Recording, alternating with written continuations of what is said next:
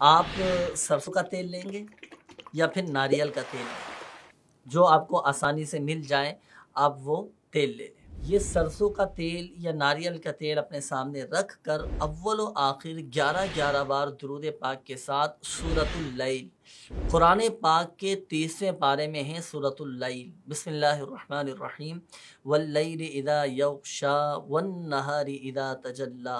ये सूरतुल लैल मुकम्मल 41 मरतबा आप पढ़ेंगे। ये दम तो कर लिया आपने। अब आपने रात को सोने से पहले ये दम किया हुआ तेल अपने सर के बालों में लगाकर खूब अच्छी तरह मालिश करनी है। इससे फ़ायदा आपको हासिल ये होगा कि आपके सर के बाल झड़ना बंद हो जाएंगे। मज़ीद रूहानी इलाज जानने के लिए मजलिस मकतूबात व औराद अत्तारिया का ऑफिशियल फेसबुक पेज रूहानी इलाज इस्तिखारा के नाम से, इसको भी आपने लाइक करना है, शेयर भी करना है। इंशाअल्लाह अज़्ज़ व जल रोज़ाना की बुनियाद पर आपको रूहानी इलाज मिलते रहेंगे और औराद अत्तारिया भी आपको मिलते रहेंगे।